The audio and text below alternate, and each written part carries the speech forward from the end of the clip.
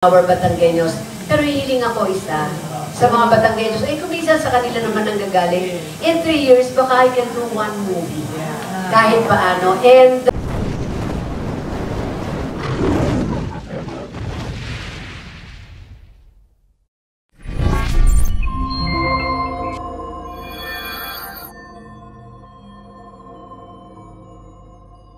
lahat ng magandang umaga. And today, of course, is the ceremony. This is the day that we seal the programs and projects of our Honorable Governor Vilma Santos Recto. So again, welcome po sa Batangas. Yay! Thank you!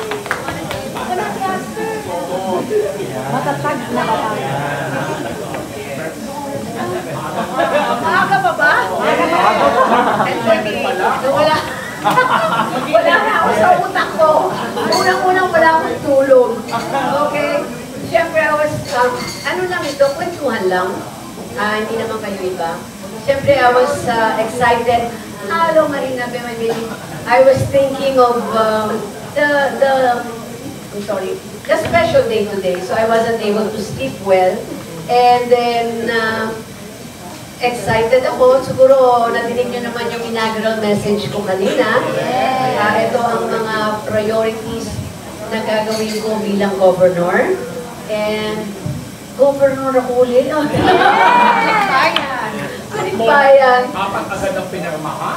Oo naman, executive order. Considered urgent. Okay, so which means, nung executive order ko kanina, naipulong na yun, so well prepared yun. So, hindi drawing yun. So, yan ang mga priorities ko. So, we'll make this informal. Magtanong lang kayo. Kahit ano, basta kaya ko. Walang lokohan, ha? No bashing, please. Biro lang. You're all my family. Oh, sino? I love you, Aura. Ganda-ganda pa rin. Hindi ba ano, mukhang puyat? Yes, John Nardo.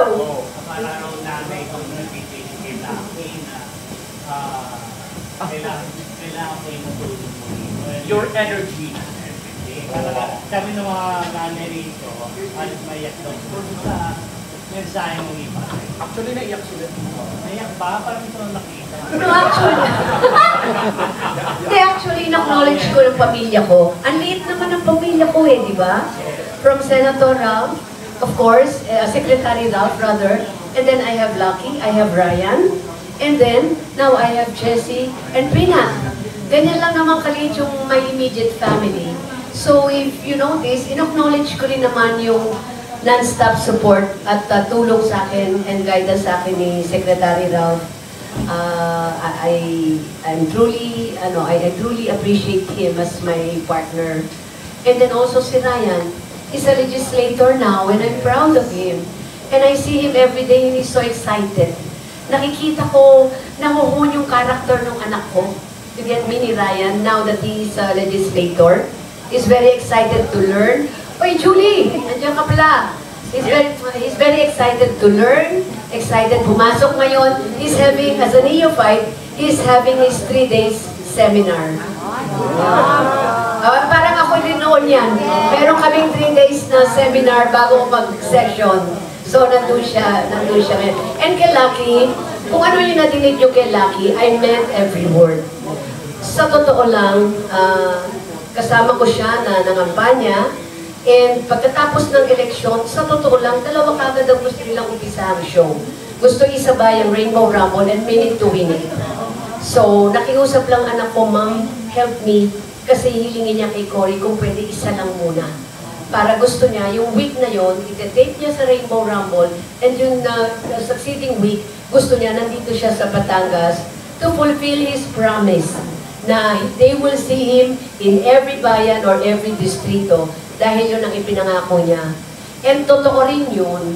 Kayo, ayan, nandyan kayo mga millennials. Iba na ang mundo natin ngayon. Aminin nyo. Iba na ang approach ng salita, ng gawa. Hindi na pwedeng old school. In order for us to be more effective, at yung mararamdaman, kailangan umadjust tayo sa panahon. That's why I need yung energy ni Lucky. And yung bagong perspective niya. Bata, sa kanya ako natutol ng social media. Noon, binabanggit ko sa kampanya, sino ba nakakaalam dito ng AI? O ngayon, hindi ba lahat ng issue AI? O not everybody naiintindihan na sa social media. So, ito yung gusto kong ma-share sa akin ng mga new blood. And this is the part of Lucky to me and to my administration. So, siya ang tulay ko sa kabataan. So, yung mga proyekto kung saan epektibo, yung real needs ng kabataan, I'm sure si Lucky ang may connection para magabayan ako, para mas epektibo yung servisyo gagawin ko.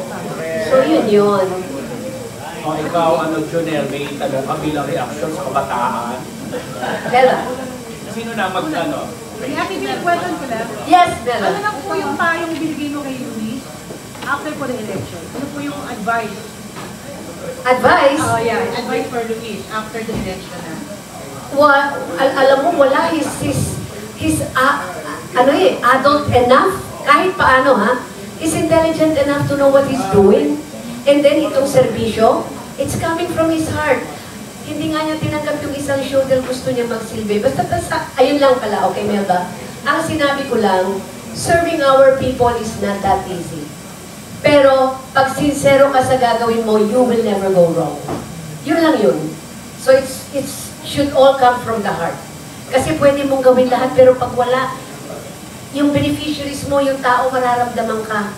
They will imbibe it na hindi totoo. Pero once may gawin ka at sabihin ka coming from the heart, you will never go wrong. At yun ang sinabi ko kay Lucky. Pero Ate B, kasi we all know that Lucky is a very positive person. Yes, he is. Sabi nyo nga, yung good vibes lagi nagdagaling sa kanya. Yes, ang bilis nga niya recover. Hindi yun na ako, hindi po ba siya na-apektuhan with the result? No, at first, syempre he felt bad. Miski ako, I felt bad. I mean, nagpagod kami. Walang incumbent sa amin. You get me? Bago lang tumakbo. Ako, wala naman akong position. So, talagang tinrabaho namin kung anong trabaho ng isang tao na nangangampanya para magkaroon ng posisyon. So, syempre, when he lost, we all felt bad. But the thing is, he's very positive na. Ang bilis niya recover. You know what he said? Ilalagay ko lang to part of my learnings. Yun ang sinabi niya sa akin. Sabi ko, son, I feel, no ma'am, it's okay, yeah, it's sad. But this will be part of my learnings. You know, and I know what to do next. I will fulfill my promise to the Batangueños. That's what he told me. And look, he's having a show now. Nag-rainbow rumble na ulit, di ba? So yun lang naman ang importante. Maraming salamat po sa inyo. Thanks, Melba. Thank you. Next. Ate Aster! Nanonood ako lagi ng ano mo, ng vlog. At babalikan kita dito. Talagang dito. Magkaano pa ba ako ng microphone? Oh, sige, Ate Aster. Anyway, kanina while we were watching you habang nag-speech ka, alam mo, we couldn't help ourselves. Hindi ko alam kung reminiscing yung kumadre June. Kasi kanina parang naiiyak kami sa ano mo. Di ba parang it's so ano talaga. Di ba? I don't know.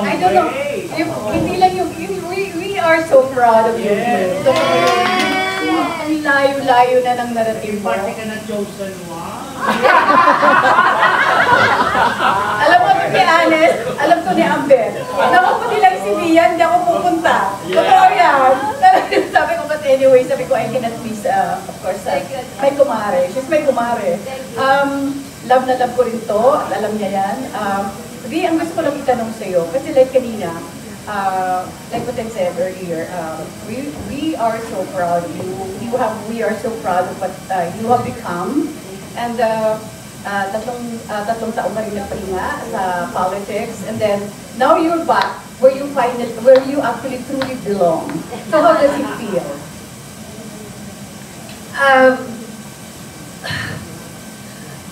Nakakatakot na masaya, na excited. Kasi yung lahat ng gagawin ko, again. Di ba? Puro again. Meeting with my family in the capital, again. Serving Batangueños, again. So, it's kinda, hindi naman, ano bang word doon? Hindi naman scary, but, ano thoughts? It's going to be very challenging. I made mention kanina. It's going to be very challenging for me. But I am happy and excited to be serving again the Batangueños. and make sure if in my own little way, I can still, as the mother of the province, I can still do something to contribute in uplifting the lives of the Batangueños, even for 3 years. But the thing is, dapat work fast and focus talaga. 3 years is fast. At gusto ko in 3 years dapat may maramdaman at may impact bago matapos ang isang termino. Yun yun. Yun, yeah. June! Yes, dahil mo ko itatanong, gusto ko muna itong pagbigyan ko ng ating mga kasamahan. Millennials. Go ahead! Yung mga millennials. Marina. Baby Marina! At saka yung mga vlog. Vloggers! Carlos. Kami magtatanong. Hi, Carlos! Oh, yeah. Ito Carlos, how young are you? Yeah. How young are you? How young are you, Carlos? I'm 19 years old. Are you a student? Yeah, from FEU po. From FEU Manila. FEU, a Gen Z. Oh yes, Carlos. This is controversial right now about Los Sabongero. About it, alright, sige. Okay. Ay, wag na kasi kawawa naman yung Taal Lake namin. Yeah, Wag na, kawawa naman. It's okay, go ahead. Another. Ano na lang po, about po sa... Wala na. Starstruck siya.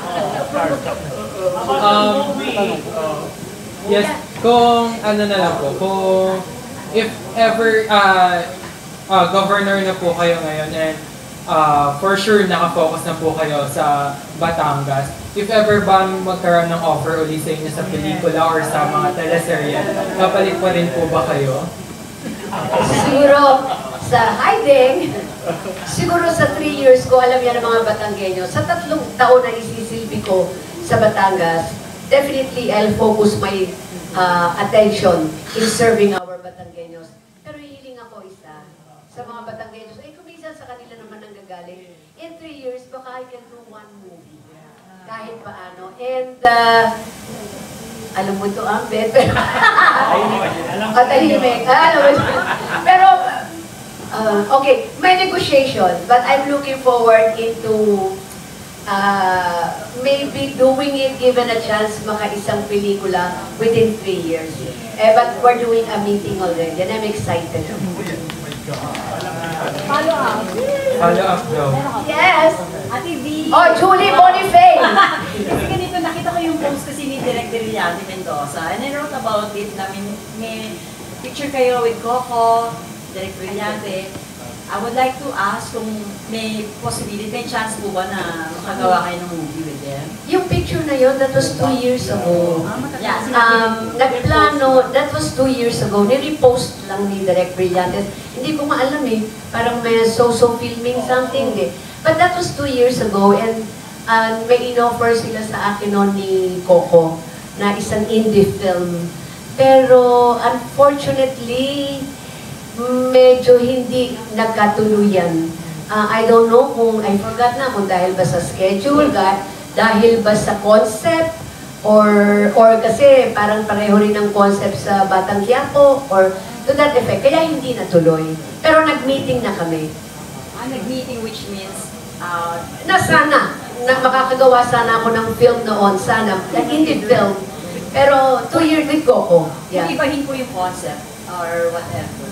Kung mag-adjust everything, lahat, yung stars mag-collide, mag-adjust lahat. Oh, wow! Mag-align ang stars! Palagay ko, alam mo basta maganda yung maganda yung magiging sikreto, magiging concept. Excited ako to do a movie with Coco. Yeah, okay. Sit down. Yeah, okay. So, yun. Yung movie na sinasabi niyo kung under negotiation, definitely not with under Direk Brillante. But secret muna. Ayoko ma-preempt. At least may movie, may chance. Pagpupulong pa lang kami uli. At least masaya na lahat. May movie ka pa. Excuse me, Julie. Yeah. Ayan, dumating po kasi ang ating local press, baka magulat sila pinag-uusapan natin ang movie. Ano lang po ito, natanong lang po kung may mga plano. Pero syempre, priority po ng ating Governor Vilma Santos ang ating mga proyekto dito sa Batangas. Last question ko na lang, TV ha. Yes. Baka hindi na makabot yung mic. Kasi nagulat po kami, finally ha, TV, in-announce mo yung edad. Which nagulat kami, and sa itsura mo, ang layo, di ba? Yun na nga, Julie, ang purpose nun eh. Bakit biglang tinadid Ang mo kapal eh, no? Yun na nga yung purpose nun eh, di ba? You know, kahit anong gawin natin, lahat tayo tatanda. I mean, whether we like it or not. Imagine this November, I'll be 72. You get me? Pero, ngayon, 35 eh. Pero you know, sometimes it depends on your outlook in life. You know, nasa loob din yan eh. It will show in your face, in your attitude, kung paano mo dalhin yung sarili mo. You know? And sa totoo lang, I'm taking care of myself too. You get me? So, yun. And since I'm a senior citizen already, siguro pwede ko rin dito kunin why I will be needing help and support. Kahit na, kasi no, the last time, 2007 to 2016, ilang taon ako nun. So hanggang huling isla ng Batangas nararating ko. Kasi ganun ka-agresibo pa. But whether we like it or not, pag nadadagdagan na ang numero mo, may mga konti na tayong medyo, ano na, anong tawag dito? Oo, may mga limitations na, di ba? And for that, I think kung meron, hindi ko kakayanin lahat, at least meron akong isang tao na gagawin kong representative whom I trust. Di ba? Oh, yun. Sana talaga Yeah. So may kinalaman kaya, anong, di ba, magiging active si Luis sa yung governorship dito sa Batangas? No, wala siyang tatawagin na special, ano? Wala sa plano niya. Ang pagpunta niya rito, ang pagbalik niya, and to make sure ma-deliver lang, it's not even voluntary to fulfill. Yung sinabi niya sa entablado na pupunta ako sa bawat distrito to make sure na maibigay sa distrito niyo, hindi niyo na kailangan pumunta ang Kapitolyo para mamahirapan, lalo na sa District 1. Imagine, mula Nasugbu, pupunta ka dito. Magkano gagastusin mo, magkano pagkain mo, magkano pamasahe mo. Kaya yun yung gusto niya, ako ang willing pumunta sa inyo to bring all the documents of scholarship. Sa distrito niyo, gagawin natin yan. Yun ang mga sinabi niya. And kahit na with his situation now, ipofulfill niya yun bilang tulong din sa akin and to fulfill the promise na ginawa niya for the Batangueños. Ulitin ko, not asking anything in return. Wala siyang sweldo dito. You get me? Yun lang. Gusto niya akong tulungan because I am 35 years old. Plus the fact to fulfill his promise sa mga Batangueño. So nothing, may dream na ganito. Look, hanap buhay din yung anak ko. You know? Hindi naman anong quality para gawin niyang hanap buhay. May hanap buhay ang anak ko. Ako mayaman. And for that, sinabi ko kanina, I'm proud of you. Kasi, bihira yung may mga ganyang passion. Natuto pa rin yung mga sinabi. Yes, at hindi nga sasabihin ko, nag-iisa si Luis. Kasi iba nangako lang hanggang pangako na pa. Ano siya, diba? Tinupad talaga niya. That's true. Anak ko yan, Julie! At hindi kanina, isa sa pinakamagandang bahagi ng inaugural speech mo, yung kung paano mo iniganyo yung mga kasama mo ngayon, kahit magkakaibang partido kayo, especially with Vice Governor Mandalas, kung paano nyo siya in-encourage at the rest of the group para magtulungan kayo. Kasi sabi mo nga, hindi mo kakayanin mag-isa itong mga proyekto na gusto mo gawin. So, ano pong gusto mo gawin? Kasi sa totoo naman, ang mas epektibong serbisyo is really teamwork. No man is an island. Plus sa governor, kahit pa paano, sasandal pa rin yan sa kanyang sanggunian. Dahil ito, dadaan lahat ang budget at lahat ng mga panukala na gusto niyang i-implement sa Batangas, dadaan definitely ng sanggunian. So, importante sana na pareho kayo ng vision para mas madali magkaroon ng trabaho, mas mabilis mapasa, mas mabilis ang delivery of services na kailangan sa Batangas. So, yun lang ang importante doon. That's why I'm asking for their help and support. But at the end of the day, again, if I may reiterate, it's not going to be an easy job for me, or for my administration. I'm sure I will be facing some challenges. Pero ulitin ko, haharapin ko to at hindi ko aatrasan. Sa mga gustong gumawa to help me serve Batangas, maraming salamat. And I will truly appreciate them. Doon sa mga ayaw naman gumawa at ayaw makitulong, salamat din. Pero gustong tulungan nyo man ako o hindi, tutuloy ko yung gawa ko to serve our Batanggenyos dito sa Batangas.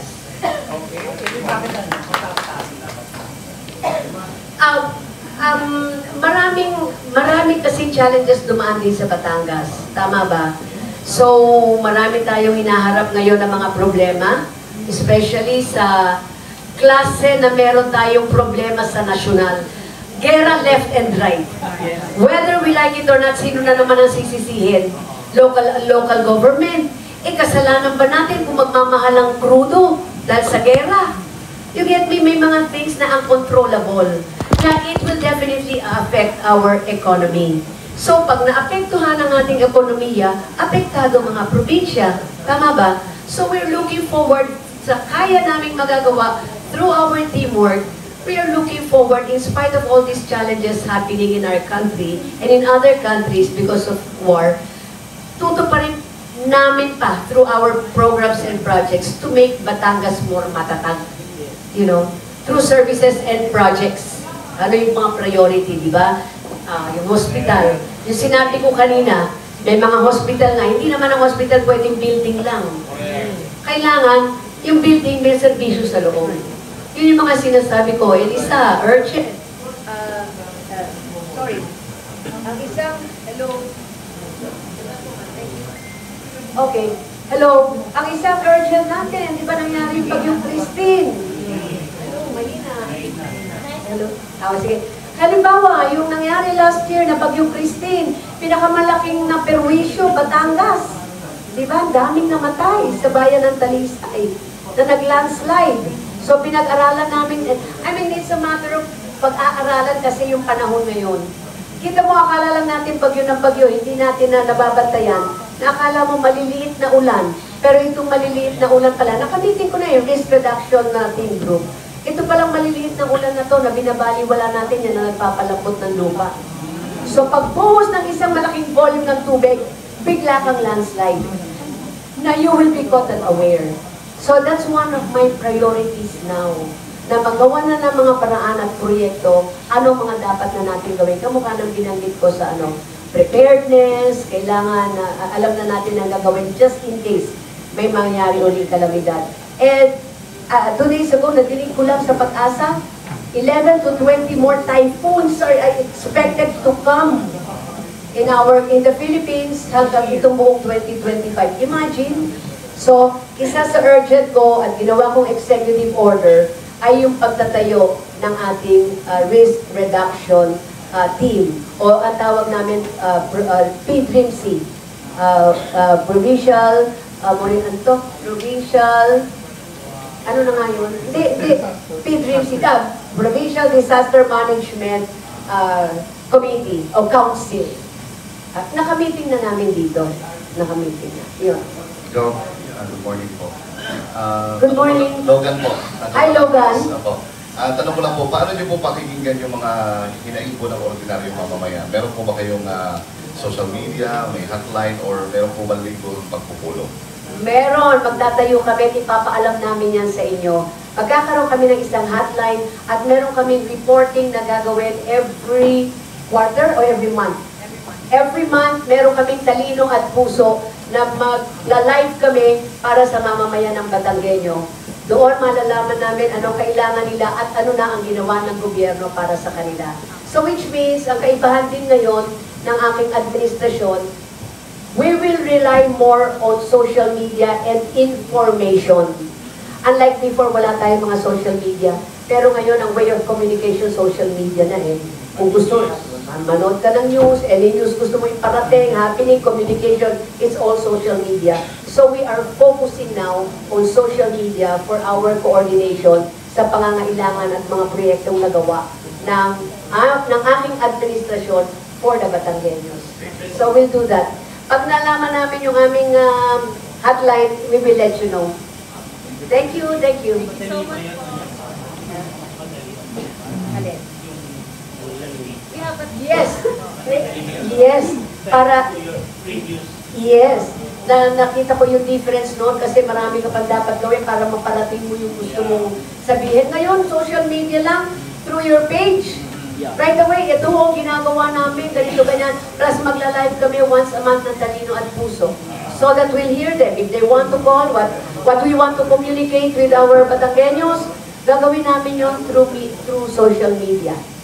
Yun. Questions. Any more? Questions up? Sige, go ahead, go ahead. Okay na ba? Carlos, it's okay, it's okay. Asking lang po kasi you're successful actress na po and successful mother ka na rin po and 35 years old ka na rin. Thank you. Why you choose to run governor pa rin po sa Batangas? Ulitin ko yung sinabi ko kanina, nung araw talagang tumakbo ako. Pero ito, sa totoo, binanggit ko kanina, hindi ko to hiniling. Ito, ako ang hinilingan to go back and serve again Batangas. Sa tingin niyo po, bakit po hiniling ulit ng mga Batanggenyo na bumalik kayo sa ano? Ang sabi nila sa akin na, okay, I'll make mention mga mayors and congressmen and mga iba-ibang sektor. Ang sinabi nila sa akin noon, we want you to go back sa Kapitolyo kasi gusto namin maramdaman uli ang basic needs. Yon ang sinabi nila sa akin. Ano ang basic needs? Acronym HEARTS. Kasi bali-balik na rin mo man, maging Batangas man o sa ang lalawigan o Manila man, basic needs pa rin ang kailangan. HEARTS, H, health, E, education, A, agriculture, because Batangas is still 60% agricultural. R for roads, yan ay maganda sa mga nangangalakal. Kailangan magandang kalye and infrastructure. Yan, pagtatayo o pagsasaayos ng mga hospital.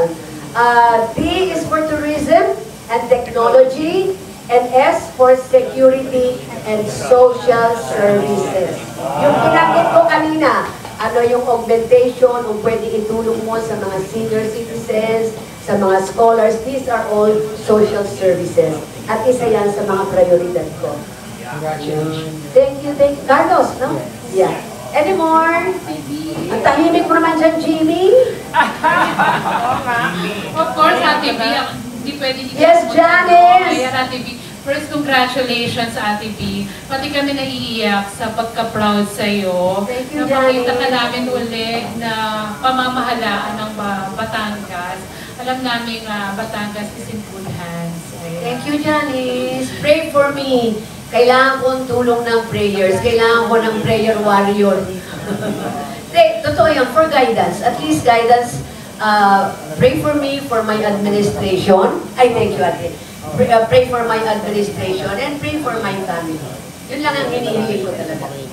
It's not gonna be easy. Yes, Ate Jan. Ayun ang Ate B, sabi mo nga, it's not that easy. So, paano mo na ihanda yung sarili mo ngayon na bumalik ka sa Batangas, malaking task na naman yung hawakan mo. Anong mga mababago po sa routine mo? Siyempre, unang-una na dyan, di ba yung bonding nyo ni Peanut? Apo ko. But I still have my weekend.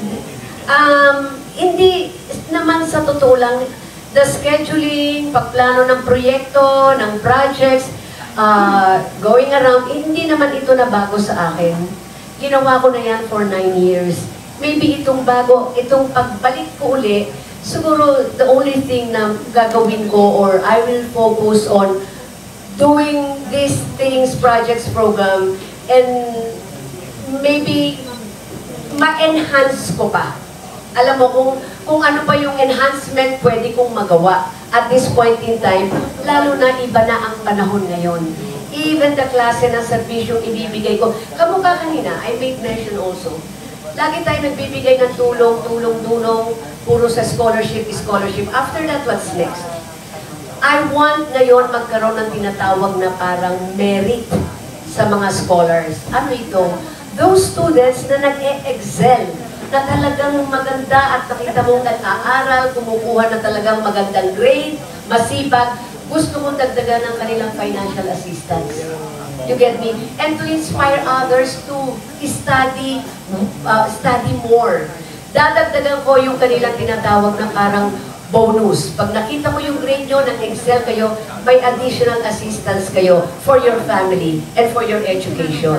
Ito yung isa sa mga inobasyon na gusto ko, just to inspire them, di ba? So yung scholarship for merits, may bonus naman, parang gano'n, yun. And also, if you notice sa message ko kanina, I didn't just concentrate on college. Tanong lang po, is it intended for MMFF? Ikaw talaga, Johnny, sulihin mo na naman ako. Ayaw mo nga eh. My mouth is sealed. Till it's final, then ibabalita ako sa inyo. Pero, it's not anytime soon. It's not anytime soon. Kasi priority ko muna ngayon is to serve. My priority, mas malinaw, mabuting malinaw, my first priority at this point in time is to serve the Batanggenyos and ibalik yung tiwalang ibinigay sa akin. Given a chance siguro to do one movie in 3 years, pag stable na ang lahat, maybe I can do one. But right now, my priority, ibalik yung tiwalang binigay sa akin ng Batanggenyos. That's another story. And by the time, Ate B, malaki-laki na si Peanut, is it possible na kayo gumawa ng movie with her? Oh my God. Alam mo, ang arte ng apo ko yun. Napapanood niyo ba? Oo, napaka-arte nung sa Mamsi. Napaka-arte talaga ng bata. Natutuwa ako sa kanya. But you know what? Nai-imagine ko na siya. I was telling Lucky and Jessie, anak, may artista kayo. Believe me, she is so maarte, but she's very pretty. She's and she's talagang magagalit si Jessie, si Lucky. Pero talaga nakakapagbigay sa akin ng ano yun, pag pagod na ako, nung nandiyan kami sa Lipa, pag pagod na ako, punta ako sa kanya, Mamsi! Kakanta, nawawala talaga yung pagod ko. I'm now a lola. Ayun na nga, TV, parang posible yung kung siya yung magda-Darna ulit, na parang Darna liit, ikaw yung di ba? Parang papasa mo yung bato. Janice, lola lang ako, hindi ako mamula. Mukha pa ako stage mother, Janice. Sa TV, marami kasi syempre, umaasa na mapanood nga kayo na magsama sa No, but alam mo, kung meron man akong dream, sasabihin ko sa inyo, magkasama kami sa isang commercial. Yun ang dream ko. Dream ko yan. Sana, magkasama kami sa isang commercial ng apo ko. And then, syempre, Ate B, sobrang charming naman yung Peanut. Hindi mo ba kinukulit si Lucky siya si Jessie? Nasundan na. Actually, ako biglang ganun. Actually, sabi nila next year. Chinismis eh. Gusto lang munang gampanan nito yung mga trabaho nila. And then I think Jessie, meron siyang teleserye. Pero I think, sorry anak Jess, but I think they're prepared ulit. Baka by next year. Sana. Sayang, Di ba? Ang ganda ng lagi. Ang ganda ng lagi, sobra. Thank you, Ate B. Thanks, Janice. Love you. Ate B. I love you, Janice. Yes, Ed. Go. Edo. Asan na?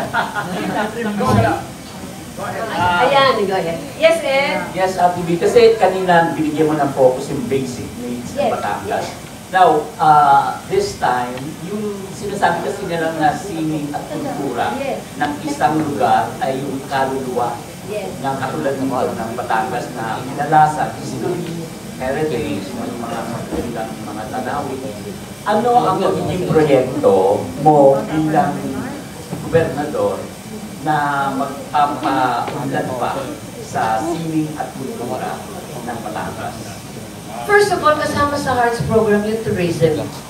So I will make sure na talagang may pagmalaki namin ang Batangas sa turismo. More tourists coming in the province, more job opportunities for Batangas. And if you notice, Ed, also, sa Batanggenyo, old school ang Batangas eh.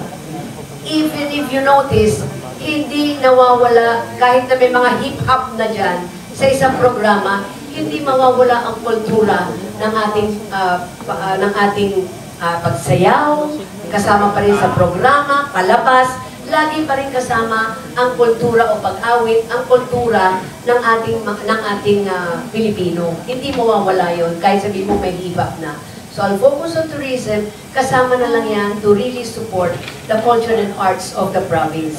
Lalo na yung aming head ng tourist department ay hindi ko pa naisip sa ngayon.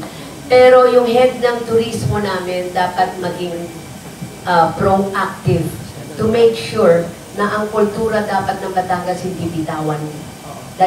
Pero marami dito, hindi Taal lang.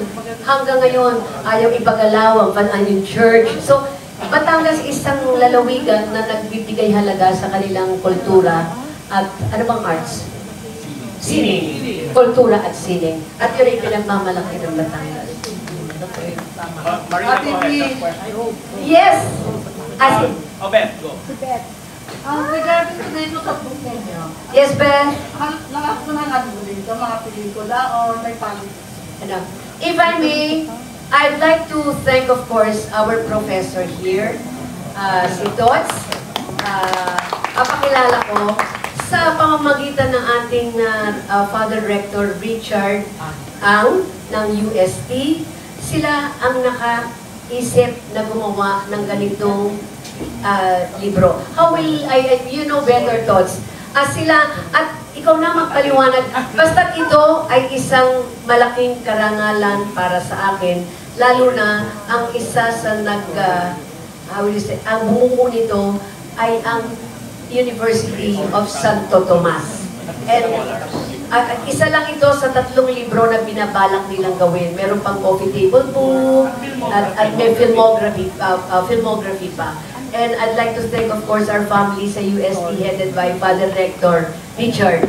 And, of course, our professor, si Tots, talaga, who's really very, very active. And si Lito Sulweta, kilala niyo, Inquirer. Yeah, silang dalawa ang nag-spearhead nito. Tama po ba? And then may mga ginamit silang students or professors. Mga PhD. See? Sa totoo lang. Kasi that time nung ginawa ito, konting story lang to, nilaunch nila, soft launching. Nangangampanya ako. Sabi ko, Tots, huwag mo muna i-launch kasi busy ako mga panya. Sabi naman nila, soft launching lang ito. But anyway, I think may plano sila anytime, July or August. So, here's our professor, si Tots. Hello everyone. Itong book na ito is a scholarly anthology. Sa mga scholarly articles ito, na ang sumulat ay mga scholars from the different universities na merong UST, sa Lasal, sa Ateneo, meron sa UP, merong sa Monash University, sa Australia. No? So, naglalaman ito ng 19 articles. Lahat ay nag-aaral nito ng mga films ni Ate V at ng kanyang, may mga articles about her life in politics. So, ito ay critical inquiry mo ng work ni Ate V. So ito ay actually, ang nag-start talaga nito ang agawa na Ate V. Lahat naman, I mean yung pagsumulat. May launching ba tayo nito, Tots? Ang Ate V is end of July or early August. Okay, very good. So may launching tayo. Makikita tayo ulit. Thank you, Tots. Thank you. Any more? Yes, Jimmy Escala. And you, baby Marina. Go ahead. Go ahead, Jimmy. Hello. Ate V, nabanggit mo na rin nabanggit ko rin po ang Taal. Napaka-controversial ngayon dito. Ngayon Ate, bilang gobernador ng Lipa, may lumapit na ba sa'yo o any comment about the Taal Baco? Wala pa naman na. I mean, it's the hottest issue now. You know, pero wala pa rin namang resulta o confirmation of what's going to happen. So, didesisyonan pa yan ng legal ba tawag doon, Ate Aster? Titignan nila, illegal. Ang akin lang, syempre nadadama lang Taal Lake namin. You get me? And kahit paano, with this news, hindi naman natin alam kung confirmed or hindi, kasi may mga katawan dyan, naapektuhan yung business ng mga mangingisda namin. You know, and that happened long time ago. You get me? 3 years ago. So, kahit paano, sana wag naman, because naapektuhan talaga yung hanap buhay ng aming mga Batanggenyong mangingisda. Oo. Tsaka hindi naman natin alam kung totoong nandyan nga. You know, so wag naman sana. Wag naman sana. Okay, Jeannie. Nakabahan ako. So, natanong na po yung about sa book, and now na very successful po yung book na Icon, and then may ginagawa na coffee table po, and yung pangatlo po is filmography. How much excited you are po, and after our generation, ano po yung gusto nyo na maalala or na legacy po? You know, I will be honest. You know, I will be honest, baby Marina. Tos, sa totoo lang po, excited ako i-launch yung libro. I'm really excited to go sa isang place and makita ko na maraming bibili, pipirmahan ko. Because it's going to be the first time mangyayari sa akin yun. It's going to be a different experience. So, gusto ko yung pag nag-launch tayo, baka may bibili, tapos andun ka pumipirma. Hindi ko pa naranasan yung thoughts. And then, secondly, your second, I'm sorry, Marina. The legacy. Ang importante lang kasi dito sa librong ito, nag-share sila ng mga different movies ko. The characters na mga ginampanan ko, right? Siguro one time, it's really good to see at kung makakabili yung mga millennials nitong librong ito, and also my filmography. Coffee table book, more on social yun eh. The filmography, I can share with you some experiences na naranasan ko sa industry for more than 62 years. Maybe sa experiences ko yun, maging mababa, mataas, kaliwat kanan, all the frustrations, all the achievements, I can share it with our youth now at magsilbing inspirasyon ito para sa kabataan. Dahil at the end of the day, I thank God, eto pa rin ako after 62 years. Yes, okay. Ha? Basahin po mamaya. Yes, yeah. Ate B, kung merong magsusulat ng biography mo, papayagan mo ba ito at sino gusto mong sumulat? Paano ba i-presenta? Tungkol sa buhay ko? Biography? Huwag muna, marami pa itong sequel. Huwag muna, di ba tapos marami pa sequel. But, ito na muna. One at a time. Yeah, one at a time. Kasi di may tanong na lang. Thank you, baby Marina. Kung papipiliin ka ng title for your book, anong gusto mo maging title? I love this eh. Icon? Ito na, Julie. What is a coffee table book? Ano, iba naman. Coffee table book is more of conservative ba yun? Mas conservative, glamour. You see Vilma Santos, the actress, and things like that. So may title po yan. So may title po yan na baby. May title na? Julie Bonifan. Vilma in all her seasons. Ano? Vilma and all her seasons. Like it? Nice. Thank you, Tots. International and local. O sana? Really? Thank you. Thanks, Julie. Any more? Local naman tayo. Yes? Charles Mayo po. Hi, Charlie. Sino po ang pinakamalaki nag-influensya sa inyo para magpalit po bilang isang governor dito po sa Batangas? Kinausap ako noon ng mga, we're having a get-together. Kinausap ako noon ng ating mga mayors, naglalawigan ng Batangas, and congressmen, and also different sectors. In fact, miski dito, yung ibang empleyado, they kept on calling me and they were asking me to come back here and to serve Batangas again. So ito ang nagbigay sa akin ng inspirasyon. Why not? Kung kaya ko pa naman. And then, now I won. Inilatag ko ang sarili ko, nanalo ko, at ngayon handa akong magsilbi ulit sa kanila. At salamat sa tiwala. Yun. Okay? Good morning Yes. po. Good morning po. Friends, ganda po ng sa totoo. Yeah. Binigay po nyo kanina na gusto nyo ng isang direksyon ng pamamahala sa probinsya. Nagkaroon na po ba kayo ng chance na makausap natin si Governor at kung hindi pa, gusto po ba kayo magkaroon ng meeting sa kanya? Kanina lang kami una nagkita to that, if I'm not mistaken, this is only my 7th day or 8th day in the office. At ang naging priority ko is makapanumpa muna para maging epektibo na akong gumalaw bilang gobernador. It was the first time we saw each other kanina, and we were We were very respectful to each other. He welcomed me again in the Batangas, and I asked him, thank you very much, and if we can work together with the Sangguniang to make sure that all our projects will be successful and effective. So now, hindi ko na hawak ang Sangguniang. I am the executive, so I just hope the Sangguniang will support all my priority programs. But syempre, ang Sangguniang may sariling desisyon. So let's just wait and see. Okay? Welcome back, ma'am. Thank you. Tanong ko lang po, ano yung mga lessons po na natutunan niyo nung last na 9 years na term niyo po, na madadala niyo po dito sa pagbabalik niyo po sa Kapitolyo? Ibig ko sabihin, siguro I must have done something good if I was able to graduate for 9 years. Last 2007 till 2016. So, ang prioridad ko noon at binigyan kong biggest bulk ng budget ay HEARTS program. Alam niyo naman yun, di ba? Yung acronym HEARTS.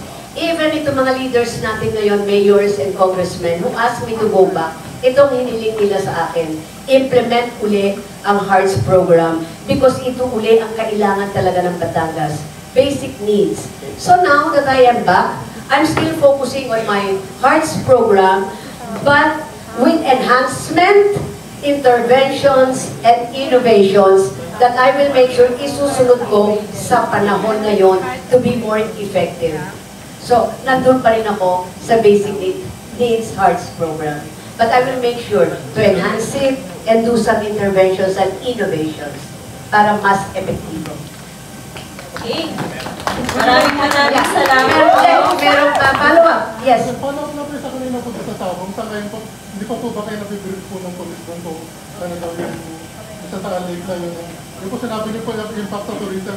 Paano po kaya mag-recover yung Batangas sa ganyan? Yung siyempre image po. Yung sa lake, pinapakalagaan sa kanila. Hindi ako masyado munang nakikialam dyan. May ibang naghahawak ng kaso niyang wala pa namang kasiguraduhan. Ang concern ko lang, sana ingat naman tayo na palabasin na hindi maganda ang status ng Taal Lake dahil naapektuhan ang hanap buhay ng ating mga mangingisda. And ang priorities ng aking Provincial Risk Reduction Management Council ay pangalagaan ang mga, how do you say this? Hindi, not only that, yung signal ng volcano eruption. Pagka, we should be, ano ito?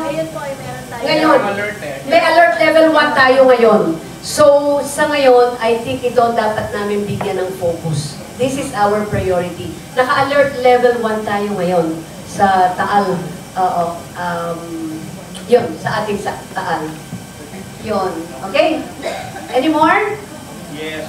Maraming salamat. Maraming salamat!